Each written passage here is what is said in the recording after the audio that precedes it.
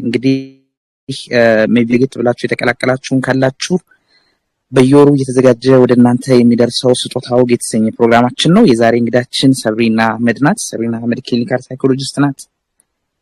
መወያያ ርዕሳችን ደግሞ ድባቴና የስነ ልቦና እገዛ ወይም የስነ ልቦና ሕክምና ዲፕሬሽን እና ሳይኮቴራፒ የሚል ነው። በቀጣይ እኔ መጠየቅ ከምፈልጋቸው ጥያቄዎች ውስጥ እንግዲህ በተለይ አንቺ የስነ ልቦና ባለሙያ ክሊኒካል ሳይኮሎጂስት ስለሆንሽ ለድብርት ቀደም ሲልም ቤተሰቦቻችን ባነሷቸው ጥያቄዎች ላይ አልፈሽ ጠቀስ ለማድረግ ሞክረሻል። ግን እንደው በጥልቀት ለድብርት የሚደረጉ የስነ ልቦና እገዛዎች ምን ይመስላሉ? እንደው የትኞቹስ በይበልጥ ውጤታማ ናቸው ተብለው ይታሰባሉ ወይስ ሁሉም ውጤታማ ናቸው? እዚህ ላይ ያለሽን ሐሳብ ሰብሪና። እሺ ዮናስ፣ በዋነኛነት እንግዲህ ለድባቴ የሚሆኑ ስነ ልቦናዊ ህክምናዎች ወይም ሳይኮቴራፒ የምንለው በአጠቃላይ ከስሩ ያሉት የቴራፒ አይነቶችን ስንመለከት በዋነኛነት የሚነሳው ሲቢቲ የሚባለው ወይም ኮግኒቲቭ ቢሄቪየራል ቴራፒ የሚባለው እናገኛለን። ከዛ ኢንተርፐርሰናል ቴራፒ፣ ሳይኮዳይናሚክስ ቴራፒ፣ ሰፖርቲቭ ቴራፒ ይቀጥላል። ኮግኒቲቭ ቢሄቪየራል ሀሳብና ተግባር ላይ ወይም ደግሞ ሀሳብ፣ ስሜት፣ ተግባር እርስ በርስ ያላቸው ግንኙነትና አንዱ እንዴት አንዱን ተጽዕኖ ሊያሳድርበት እንደሚችል ወይም አንዱን መሻሻሉ እንዴት ሌላኛውን ተጽዕኖ ሊያሻሽለው እንደሚችል ትኩረት አድርጎ የሚሰራ ነው። ዛሬና አሁን ላይ ወይም የዛሬና የአሁን ሀሳባችን ላይ ትኩረት ያደርጋል። በዋነኛነት ወደ ልጅነታችን ወይም ወደ ማንነታችን ታሪካችን ተመልሶ ሳይሆን ዛሬ ምን እሳቤ እንዴት እኛነታችንን ወይም የቀን ተቀን ህይወታችንን አሊያም ድባቴ ውስጥ የመግቢያ ምክንያት ሊሆነን ቻለ የሚለውን ነገር በደንብ በጥልቀት ማየት ይሞክራል። እንደዚሁም ስሜታችንንም ተግባራችንን እንደዚሁ ማለት ነው። ተግባርን በመለወጥ ስሜትና እሳቤ እንዴት ማስተካከል ይቻላል። በዋነኛነት ደግሞ እነዚህ ቅድም ኔጋቲቭ ቶት ብለን ያነሳናቸው ወይም ደግሞ አሉታዊ የሆኑ ሀሳቦችን በማስተካከል ወይም ሪሼፕ በማድረግ እነዛን በተሻለ መንገድ ለማሰብ በመሞከር ወይም የተሻለ የማያ መነጽር ለማድረግ እና እሱን ለማየት በመሞከር እንደዚሁም እነዛ አስተሳሰቦች ከየት መጡ የሚለውን ያ ሰው እንዲረዳ ከተደረገ በኋላ እነዛ አስተሳሰቦች እንዴት ነው ድግግሞሻቸው፣ እንዴት ነው እኛ ጋር ይሄ ፓተርን ወይም ተንትን ሰርተው መሰናስል ሰርተው እኛ ጋር የኖሩት የሚለውን ነገር በደንብ እንዲረዳ በማስቻል በድግግሞሽ ራሱ እንዲረዳው በማስቻል በመጻፍ ወይም የተለያዩ ነገሮች በማድረግ እነዛን ሐሳቦች ሎጂካሊ ወይም በትክክለኛ አመክንዮ ለማስተካከልና እነዛን አፍርሶ ለመገንባት ይሞከራል በሂደቱ ላይ። በመጀመሪያ ግን ሰዎች ካሉበት የድብርት ስሜት እንዲወጡ የተለያዩ ቢሄቪየራል አክቲቬሽን የሚባል ቴክኒክ አለው። የተለያዩ ሊያነቃቁ የሚችሉ ወይም በተፈጥሯዊ መንገድ የድባቴን ሆርሞን ሊዋጉ የሚችሉ ሌላ የደስተኝነት ወይም የማነቃቂያ ሆርሞን ሊያመነጩ የሚችሉ እንቅስቃሴዎችን እንደ ፕሮግራም ተይዞ እንዲተገብራቸው ይደረጋል። እነሱን ማድረግ ሲችል በእነሱ ላይ አቅም እንዳለው የማሳካት ነገሩን ፕላን ያደረገው ነገር ወይም ያቀደውን የቀን ተቀኑን ሩቲን ማሳካት ጥረት አድርጎ ነገር ማሳካት እንደሚችል የመረዳት አቅም ሲኖረው፣ ግንዛቤው ሲጨምር፣ ስለ ህመሙ ስላለበት ሁኔታ ስለሚያስባቸው ሀሳቦች ግንዛቤው ሲጨምር፣ ስለሚሰማው ስሜት እንዴት እየተሰማው እንዳለ፣ ምን ሲያደርግ ይሄ ሐሳብ እየመጣበት እንዳለ፣ እሱ ሐሳብ ምን አይነት ስሜት እየተሰማው ምን አይነት ስሜት እየፈጠረበት እንዳለ በደንብ ሲገነዘብ ቅድም ያልናቸውን ሐሳቦች በማስረጃ መልኩ በመያዝ ወይም በመመዝገብ አመክንያዊ በሆነ መንገድ እነዛን ሐሳቦች ለማስተካከል ይሞከራል ማለት ነው። በጣም ኢፌክቲቭ የሆነ የቴራፒ አይነት ነው ወይም ውጤታማ የሆነ የንግግር ህክምና አይነት ነው። በጣም ማለት ይሄ ብዙ ሪሰርቾች የተሰሩበት ብዙ ማስረጃዎች የተገኙለት ነው በሪሰርቾቹም። ከዛም በተጨማሪ በሁሉም ኤጆች ማለት በሚቻልበት ሁኔታም እንደዚሁ በሁሉም የእድሜ ክልሎችም በጣም ጥሩ ለውጥ የሚያመጣ የቴራፒ አይነት ነው። እኛም ክሊኒክ ላይ ነገር ለማስተዋል ችለናል። ከዛም ደግሞ ታካሚዎችም ወይም የሕክምናው ደንበኞችም ይሄንን ነገር እንደ ቱል ወይም እንደ መሳሪያ ይዘውት ለቀጣይ ህይወታቸውም ስለሚቆዩት በውጣ ውረድ ባጋጠማቸው ጊዜ ለመጠቀም በጣም የሚረዳቸው የቴራፒ አይነት ነው። ከ87% በላይ ውጤታማነቱ የተረጋገጠ ነው። በተለይ በጣም ከፍተኛ የሆነ ለድባቴ ህመም አይነት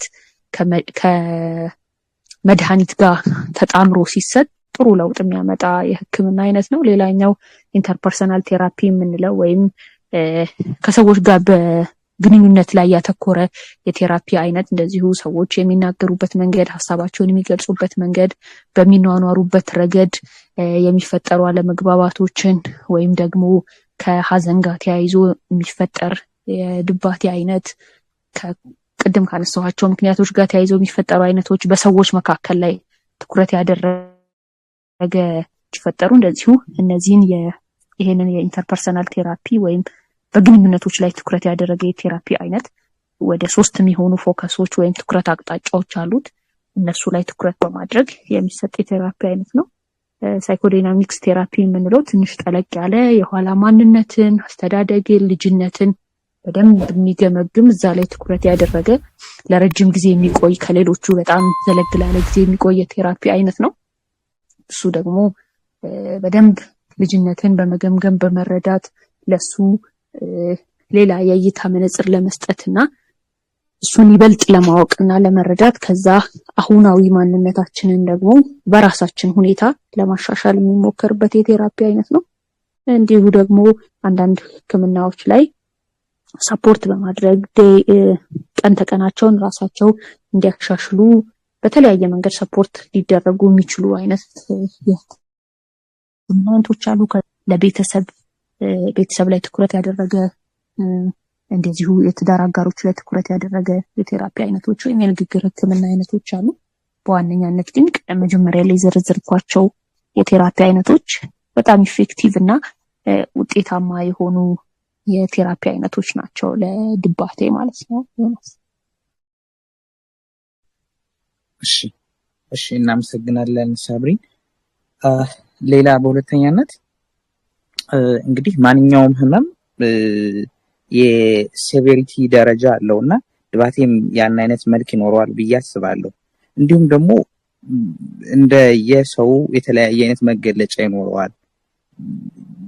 ዲፕሬሽን የምንለው ህመም በተለያየ መልኩ ሊመጣ ይችላልና የትኛው አይነት የድባቴ ህመም ያለበት ሰው ነው በስነ ልቦና ህክምና መታገዝ የሚችለው? ወይስ ሁሉም አይነት የስነ ልቦና የድባቴ ህመም ያለበት በእነዚህ ቀደም ሲል በዘረዘርሻቸው የስነ ልቦና ህክምና አማራጮች መታገዝ ይችላሉ? እንግዲህ እንደጠቀስከው ማንኛውም አይነት የድባቴ ህመም ያለበት ሰው በስነ ልቦና ህክምና መታገዝ ይችላል። እንዳልከው የድባቴው ስሜት መዛባት ወይም ህመም የተለያዩ ደረጃዎች አሉት። ቀላል ደረጃ፣ መካከለኛ ደረጃ እና ከባድ ደረጃ። ቅድም የቴራፒው አይነቶች ላይ ስጠቅስ ለማንሳት እንደሞከርኩት ከፍተኛ የሆነ ወይም ውስብስብ የሆኑ ከችግሮች ጋር ተያይዞ ድባቴ የገጠመው ሰው በዋነኛነት እነዚህን እንትኖች ከመድኃኒት ህክምና ጋር ከሳይካትሪስት ባለሙያዎች ጋር በጋራ በመሆን የመድኃኒት ህክምናውን ክትትል እያደረገ አብሮ ቴራፒው ሊሰጠው ይችላል። መካከለኛ እና በጣም ዝቅተኛ የሆኑት ደግሞ በቴራፒ ብቻ ወይም ደግሞ የቀን ተቀን በማስተካከል ወይም የላይፍ ስታይል ሞዲፊኬሽን የምንላቸው የቀን ተቀን የህይወት ልምዶቻችንን በማሻሻል እና በመቀየር ራሳችንን የምናግዝበት የምንችልበትም ሁኔታ አለና ለማንኛውም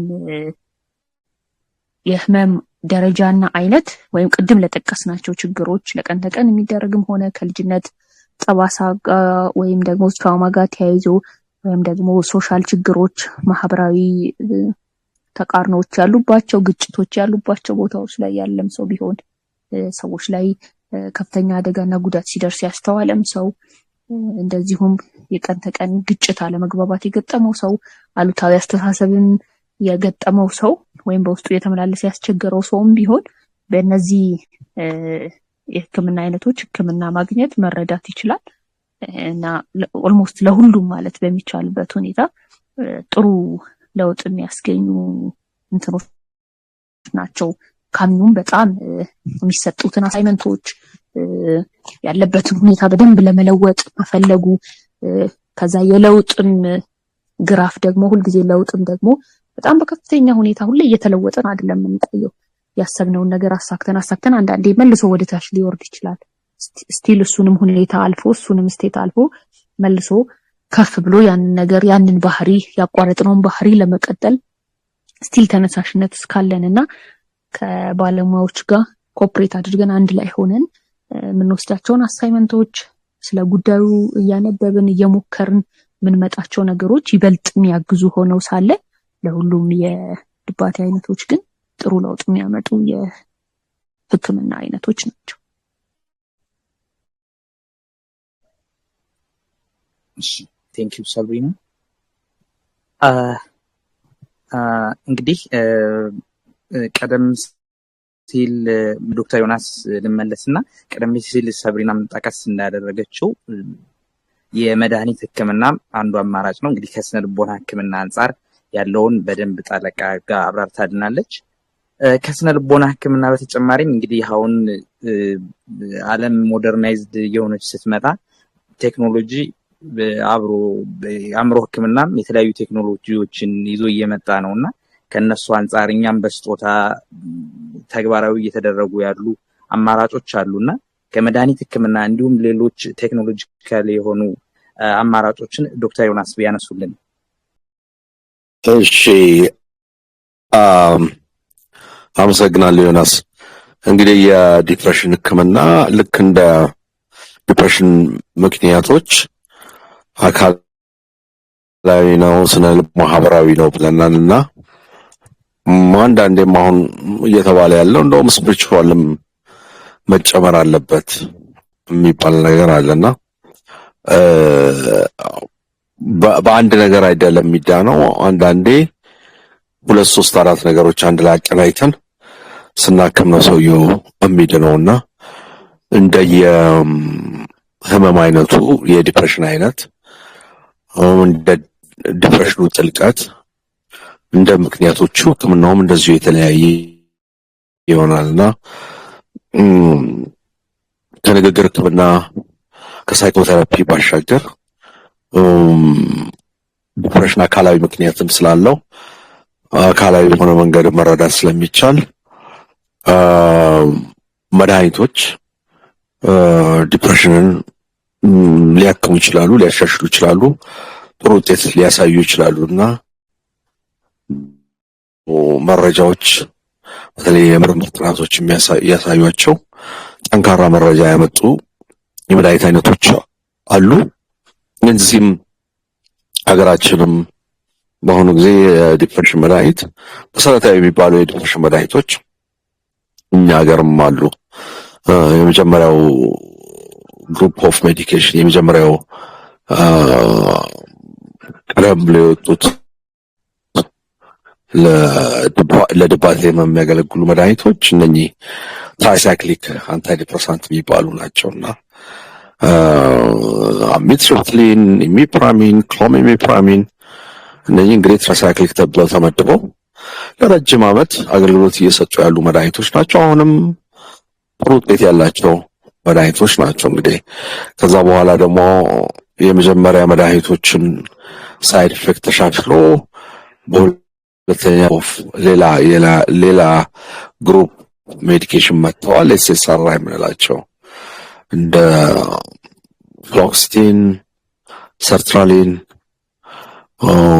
የነኚህ አዲስ መድኃኒቶች ናቸው። ኤስኤስአርአይ በኋላ አሁን በቅርብ ጊዜ ደግሞ ሚርታዛፒን፣ ኢሲታሎፕራም እያሉ አዳዲስ መድኃኒቶች እኛም ሀገር እየመጡ ነው። ስለዚህ እኛም ሀገር የተለያዩ መድኃኒቶች አይነቶች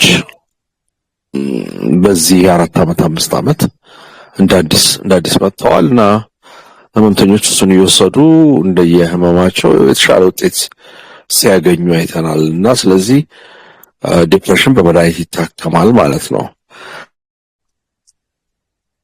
ሁለተኛው የህክምና አይነት ኤሌክትሮኮንቨልሲቭ ቴራፒ ማለት የሚባል ነገር አለና በኤሌክትሪክ ሙቀት አንጎል ማነቃቃት፣ የተጫነውን አንጎል ድብር ያለውን አንጎል ድብር ያሉትን ኬሚካሎች እና ሆርሞኖች በኤሌክትሪክ ስቲሙሌሽን ትንሽ ማነቃቃት፣ እሱም በጣም ጥሩ ውጤት አለው። በተለይ ከባድ የሆነ ዲፕሬሽን ለመድኃኒትም ብዙ መልስ ያልሰጠ ሰውየው መብላትም መጠጣትም አይፈልግም። መብላትና መጠጣት ስለማይፈልግ በዚህ ምክንያት ሰውየውን ስታዩት አጥንትና ስጋ ብቻ ነው። በጣም የከሳ ሰው፣ ማናገርም የማይፈልግ፣ ራሱን ማጥፋት የማይፈልግ፣ ደጋግሞ ስለ ራስ ማጥፋት የሚያወራ ቁጭ ብለን የመድኃኒት ውጤት እስኪያመጣ ድረስ አንጠብቅም። ኤሌክትሮኮንቨልሲቭ ቴራፒ ኢሲቲ የሚባል ነገር አለ። እሱን እንሰጠዋለን። እንግዲህ ኢሲቲ ያው ቅድም እንዳልኩት ነውና አንጎልን በትንሽ የኤሌክትሪክ ከረንት ሌት የማድረግ ነገር ነውና አሁን በአሁኑ ጊዜ ስጦታ ያለ እንትን ነው፣ የህክምና አይነት ነው። ሌላው እኛ ሀገር የሌለ ግን ዓለም ላይ አሁንም ለዲፕሬሽን የሚያገለግል የህክምና አይነት ፒኤምኤስ ይባላልና ትራንስ ማግኔቲክ ስቲሙለስ። በኤሌክትሪክ ፋንታ ሁለት ማግኔቶች የሚለቁት ኃይል አለ። ያ ኃይል አንጎልን ያነቃቃል። አንጎልን አነቃቅቶ ከዲፕሬሽን ያወጣልና ፒኤምኤስ ዓለም ላይ አሁን በጣም የታወቀ ሰዎች በትክክል ቢጠቀሙበት ቴክኖሎጂ ነው። ምናልባት ስጦታ ዕድል አግኝቶ እሱን ቢያመጣ ሌላ ብሬክ ስሩ ነው የሚሆነው ለዲፕሬሽን ህመምተኞች ለማከሚያ በጣም ጥሩ ውጤት ያመጣል ብዬ አስባለሁ። እንግዲህ እነኚህ ናቸው እንግዲህ በአካላዊ ባዮሎጂካል የዲፕሬሽን ህክምና ተብሎ የሚታሰቡት። በእኔ በኩል ጨርሻለሁ።